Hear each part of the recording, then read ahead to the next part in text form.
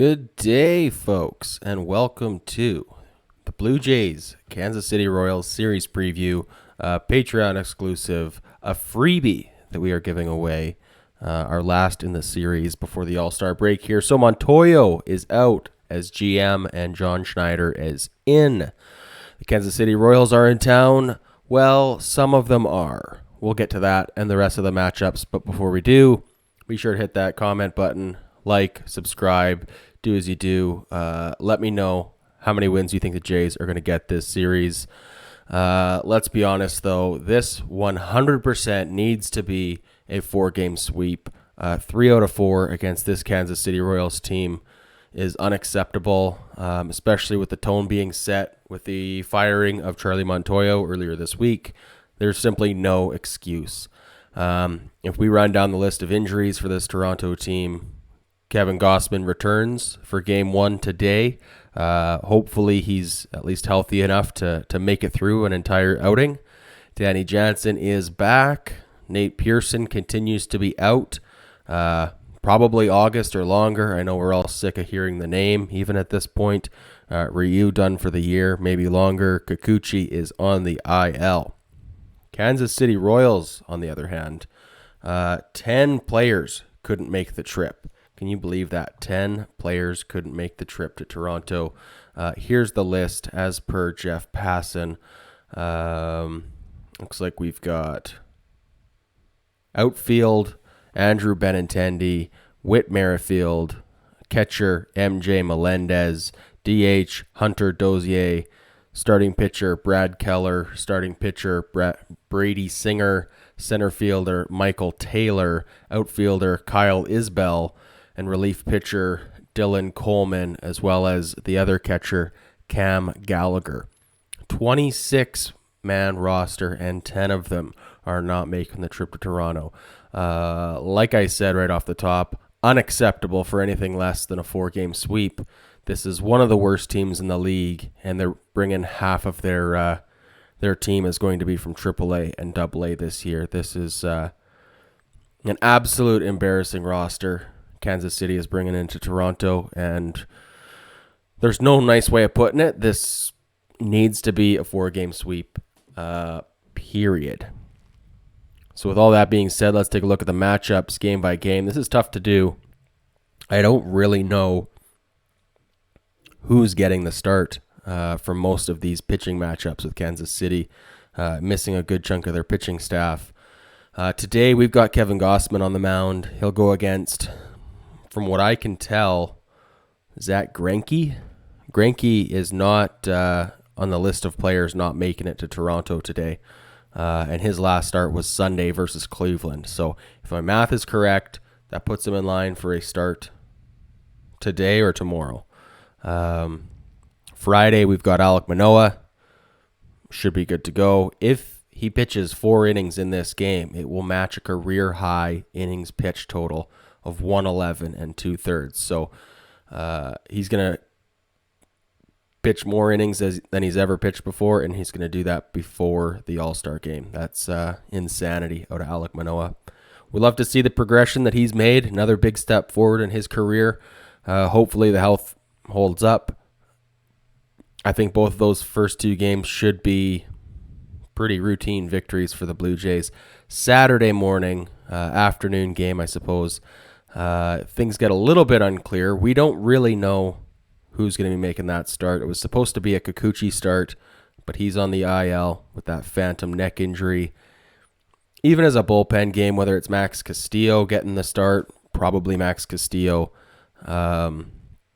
maybe Casey Lawrence. I don't know if Casey Lawrence is still with the big league team or not.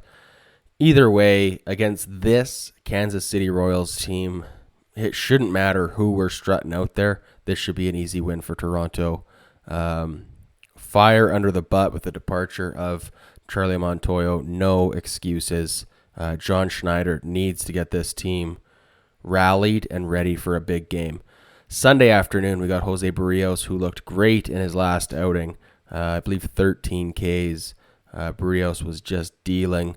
That'll be our last game heading into the All-Star break. And again, I don't know who Kansas City is going to be putting out there on the bump.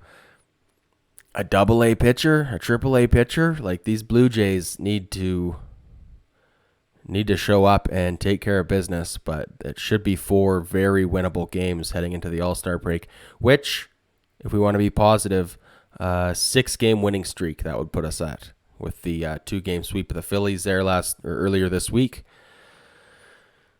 Look, this is our final series before the All-Star break, and we have a chance to feel really good heading into that break.